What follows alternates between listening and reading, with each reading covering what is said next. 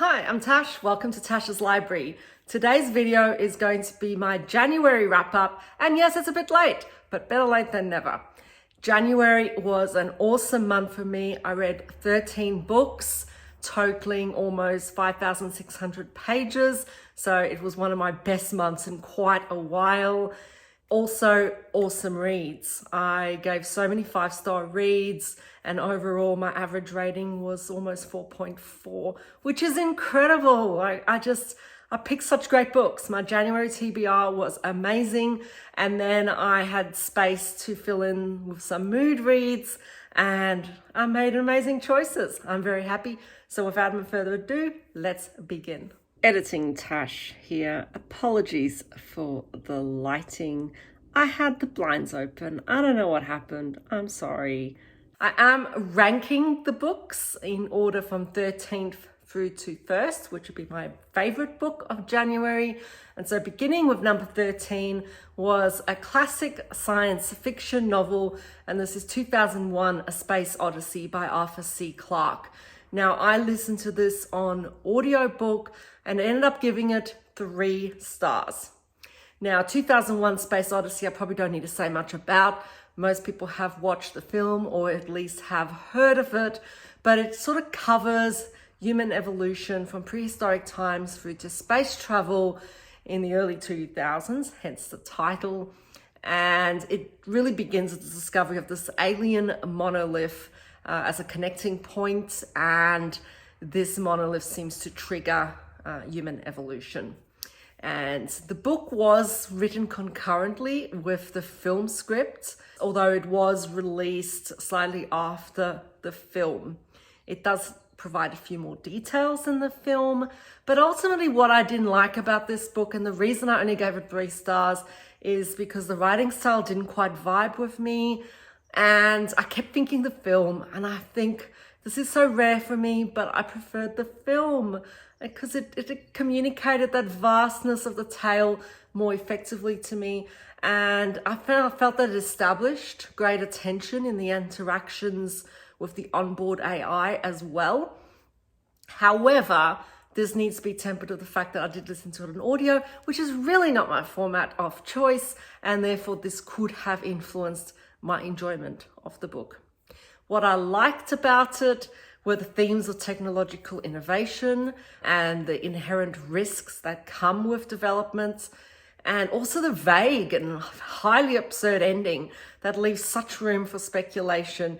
This is a classic. It includes really cool references to science and science that has actually happened, so it's kind of cool. Who would I recommend these for? Well, I would say that this book would be really enjoyed by anyone who enjoyed the film and lovers of thought-provoking science fiction. Coming in at number 12 was The Grace of Kings by Ken Liu, and this is an epic Asian-inspired fantasy exploring a rebellion against a tyrannical emperor. It is the first in a trilogy of the Dandelion dynasty. I gave this 3 stars, and I feel kind of bad about this because this was such a sweeping epic and I'd heard such great things about it. However, what I didn't like about it is there's a lot of setup and exposition, and to me this became a tad dry at times. It was very, very plot driven at the expense of characterization, in my opinion, and I didn't feel that I connected with a lot of the characters, and I didn't really care what happened to them. And a few of the plot developments relating to some of the characters' decisions to me were implausible. Now, I can't expand on that obviously because of spoilers, but I just felt that it didn't quite make sense. But maybe that was just because I didn't get a feel for the characters. I don't know, but that's what I didn't like about it. What I loved about it, however, was this immense fantasy world with so many characters. I loved the inspiration from Warring States China, the integration of really interesting technology. I enjoyed the female representation and the way it explored themes of duty, loyalty, and rebellion. I would recommend this book for all lovers of political intrigue and military fantasy. I'm going to be grouping number 11 and 10 together because they are from the same series, and this was part of my Harry Potter reread. I haven't read them for quite some time and decided to do so on audio. And so at number 11 is Harry Potter and the Chamber of Secrets, which is the second book. That's probably my least favorite book of the whole series. And then number 10 was Harry Potter and the Philosopher's Stone, which is of course the first book in the series. Now, I don't need to give you too much. I don't want to spend too much time discussing this, but it's effectively a young boy who discovers he's a wizard and begins attending Hogwarts, a school for magic. What I didn't like about this was they had more plot holes than I had noticed the previous times that I read it. I feel that these plot holes seem to emerge with more and more rereading. And upon reread, I've discovered that I very much dislike Harry as a character. He is obnoxious. That kind of annoyed me. And I also really hate that all of the people in Slytherin are automatically terrible people. I don't understand this. I feel like it's a bit of a lost opportunity to get a bit of nuance of character. And I know it's middle grade, I know, but they're the things I didn't enjoy upon reread. And this is the reason why I've given these only 4 stars. But what I loved, once again, is the wonderfully inventive world building, the magic, some of the wonderful characters, those themes of friendship, coming of age, good versus evil. I would recommend this for any lovers of low fantasy, school settings and magic, and young readers wanting a fantasy novel. And coming in at number 9 is the 5th season by N.K. Jemisin. This is the first book in the Broken Earth trilogy, and I read this in paperback version and gave it 4 stars. Now, the synopsis of this is it takes place on a supercontinent called the Stillness that seems to experience apocalyptic climate change every 5th season. So initially, the book follows Essen, who has strong earth magic. Her husband has murdered their son and kidnapped their daughter, and she now has to face the bleakness of a dying world in an attempt to find her daughter. However, there are a couple other points of views that are brought in throughout the book, and this is masterfully done. What I didn't like, the reason why I only gave it 4 stars, is I did find it a tad bleak for my tastes, and I didn't initially connect with one of the POVs. What I loved, however, was the fact that the POVs had very distinct voices, and becomes particularly interesting as you come to discover more about the plot. And one of the POVs is in second person, which to me was just masterfully done. Jemisin writes beautifully. She has created these highly nuanced, such well-developed characters, and she gradually unveils the plot. So you're just gradually discovering what's happening and always keeps you kind of the edge of your seat. It also explores great themes of morality and prejudice and the use and misuse of power. And I'd recommend this book for any lovers of post-apocalyptic fantasy, for those who are looking for interesting magic systems and morally grey characters, and lovers of sci-fi who are sort of wanting to branch out into fantasy, because this is really much on the border. I would categorize this almost as sci-fantasy. Number 8 is The Theft of Swords by Michael J. Sullivan. I gave this 4 stars, and it's the first book in the Rhyrea Revelations. Now, these books were originally released as 6 books, and so The Theft of Swords is actually a bind-up of the first 2 novels. However, I'm treating it as a novel because that's the way I have them in paperback. They follow Royce, who's a thief, and Hadrian, who's a mercenary, and they take on all these dangerous assignments for very good money. And when they hire to steal a sword, however, for a nobleman, they find themselves at the center of a conspiracy and on the run for their lives. Now, what I didn't like about this, and the only reason I gave it 4 stars instead of 5, is because I felt that the female representation was a little stereotyped, and I also couldn't quite picture some aspects of the world. So I felt that the world building fell slightly short. However, it's a 4-star read. I loved it. It was a fun sword and sorcery novel. It's Tolkien-esque in nature. It's got fantastical creatures, classic fantasy tropes.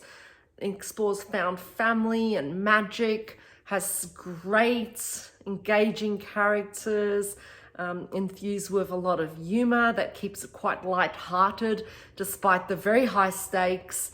The plot is incredible, including political intrigue, magic, and this corrupt clergy. And I would recommend this book for any lovers of high fantasy or sword and sorcery fantasy, and lovers of those sort of brotherhood tropes as well. Number 7 is Senlin Ascends by Josiah Bancroft. This is the first book in the Books of Babel series, and I gave this 5 stars. So it follows Senlin, a reserved schoolmaster who loses his wife during their honeymoon to the famous Tower of Babel. And he needs to confront all the multiple dangers in this steampunk world in order to find her.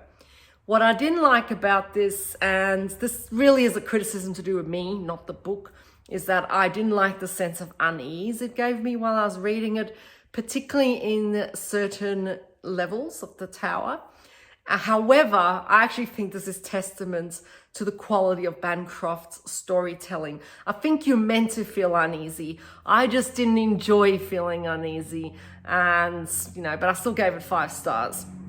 I loved that this was such a unique, incredibly creative novel. It explores this everyman's hero with an outstanding character development. Senlin changes so much throughout the novel in response to events in a very realistic way. It includes fascinating supporting characters with deep backstories and motivations. It's got its great underlying mystery, unique world building at each level. So each level of the tower has a very different tone and feel, and it's almost absurdist at times.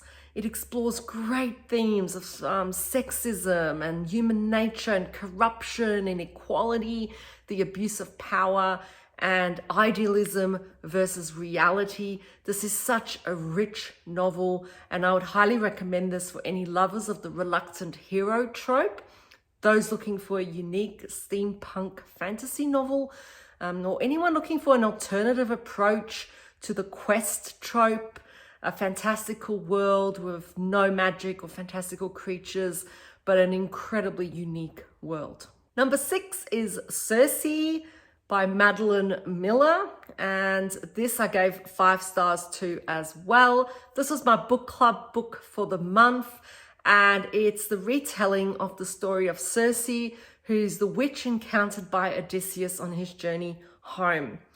What I didn't like about this is it was very slow and emotionally dense, and if you are expecting a light fairy tale retelling, that's not what you're going to get.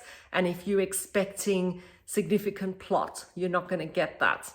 What I loved about this book, though, is how beautifully it's written, and it provides a very interesting perspective on a little known mythological character, at least in comparison to all the other mythological characters in Greek history.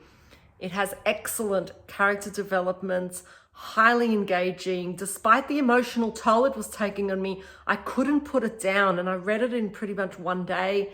It had a very satisfying ending and explored great themes of gender roles, power, self-preservation, and freedom.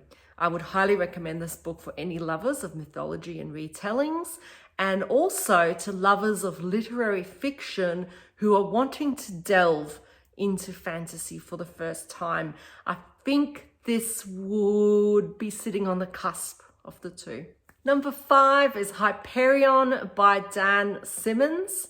This is the first book in the Hyperion cantos, and it's a science fiction book inspired by the Canterbury Tales, where a group of pilgrims tell their stories while on a voyage to the Time Tombs, which is inhabited by the fearsome Shrike.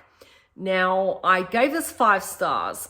However, what I didn't like, I didn't love the soldier's tale, and there are 6 tales told throughout the book. The soldier's tale for me was the driest and least interesting. However, I've heard some people say that it's their favorite. So it just goes to show how subjective reading can be. I also found it very heavy and emotionally, intellectually draining. And so I couldn't read it for extended periods of time. However, these flaws aren't flaws, are they? It says a lot about how well the book's actually written in terms of the way it communicates those emotions. It makes you feel things. And ultimately, I did give this 5 stars because I love the unique voices in the different tales. Some of them really tugged at the heartstrings as well. There was engaging mystery underpinning all the tales. I absolutely adored the detective's tale and the priest's tale. The priest's tale was just mind-boggling. It was so shocking. And I have thought about these tales so much since finishing the book. And I think that's a mark of a really well-executed novel. And it explores the human condition through those themes of hope and family and love and religion. It pretty much explores everything that makes us people. And for that, I just think it's such an approachable novel. And I'd highly recommend it to anyone who is a character-driven reader, and also for those in search of a darker science fiction that really makes you think. Number 4 is You and Me on Vacation by Emily Henry. This I gave 5 stars as well, despite it being a romance, which is really not my vibe at all.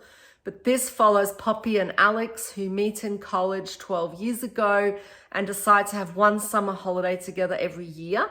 But 2 years ago, it all goes wrong and they have one final trip to see if their friendship can be saved.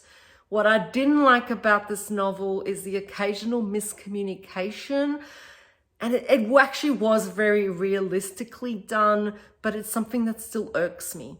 And I know it's a trope that is kind of necessary in romance. Otherwise, there is no story. So yeah, a minor gripe. But what I loved about this were the different timelines. They were very well done, in my opinion.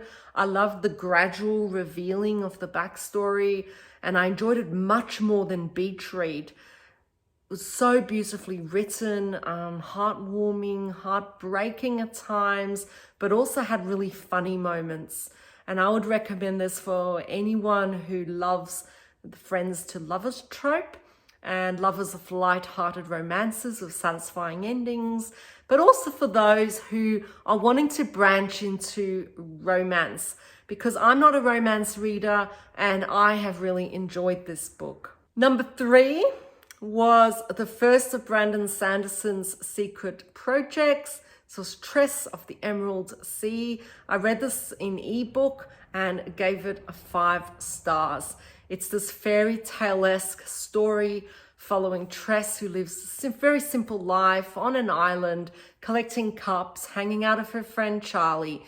But when Charlie goes on an ill-fated trip, it's up to Tress to brave the treacherous seas and save him. So it's pretty much a girl saves a boy story, and why wouldn't you love that, right? There's absolutely nothing I disliked about this novel. It was incredible, and I would rank this probably as Brandon Sanderson's best novel that I have read so far.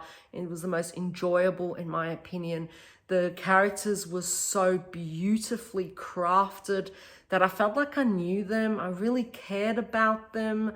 It had a fascinating hard magic system, included thought-provoking philosophy throughout the book. It was infused with humor. It explored feminine power, had such a unique world, well-developed plots, and it also, the narrator broke the fourth wall, which I thought was really, really cool. And I'd recommend this book to any YA or adult fantasy readers. those looking for a hopeful and heartwarming fantasy. And it would be a great novel as well for beginners to fantasy. Even though it refers to the Cosmere, I don't think you need to have really read any other Brandon Sanderson books to still really enjoy this book. Number 2 was also a 5-star, obviously, and this was actually a non-fiction book, which is amazing. And it's The Rise and Fall of the Dinosaurs by Steve Broussard. Oh my gosh, I don't even know what to say about this book. I loved it so much. It tells the story of the rise of the dinosaurs from the early Triassic period to their fall in the Cretaceous period. It explores the distribution of different types of dinosaurs across the planet, the discovery of their fossils, and how knowledge of dinosaurs has increased about their evolution, their behaviors, their appearance. And there was nothing I didn't like about this book. The only thing I would have liked more of is I didn't want it to end. I wanted to keep reading about these dinosaurs. I wanted to know about every single dinosaur. And I love the writing style. Steve Broussard wrote this highly approachable science book that is entertaining, humorous. It includes great anecdotes while still conveying evidence-based research, really up-to-date research, scientific evidence, never becomes dry, and the chapters are so well organized that it was almost like reading a developing narrative. I would highly recommend this book to any lovers of scientific nonfiction, any lovers of dinosaurs, of course, anyone looking for an accessible book about dinosaurs, and to be honest, anyone who enjoys nonfiction. Give this a go. It is beautiful. It is a masterpiece and would have been my top book of the month if it hadn't been for another book that snuck in. Number 1 was The City We Became by N.K. Jemisin. Oh my gosh, this is the first book of the Great City series. I believe it's just a duology, but I'm not 100% certain. Now, this explores these avatars representing different boroughs of New York as they awaken to protect the city from a major threat. Now, I have to say that there were a couple things I didn't like initially. First of all, the first few chapters were very difficult to get into, and I think this was largely to do with the fact that the initial POV is a little odd and a little bit limited in their understanding, and therefore I just wasn't connecting. Because of this, I almost DNF'd it. And what a shame that would have been, because this is my favorite book of the month. And I'm so glad I persevered, because those initial things just aren't even a flaw. And in hindsight, they're actually fabulous chapters. But I just mention that because if this is putting you off on this book, keep going, because it's only a few chapters in and then you are well on your way and you're never going to put this book down again. The other thing I didn't like, though, was the fact that one of the boroughs was portrayed in a predominantly negative way. And I can't comment much on this. I don't know New York at all, really. So maybe people who know New York really well might be able to understand this a bit more. But I wasn't, I don't know, that maybe didn't sit quite right with me. But what I loved about this is Jemisin's writing is beautiful. And the characterization of the different boroughs of New York was so masterfully done.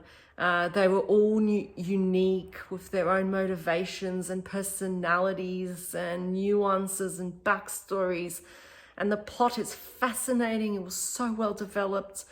And what I loved about it too is the fact that you gradually come to understand what is actually happening with regard to this threat alongside the characters. So they don't really know what's happening. We don't know what's happening. We discover it together. And that was just so beautiful. And also, whilst it's doing all this, it's also exploring really deep themes of belonging and place, of racism, prejudice, and the conflict between selfishness and altruism.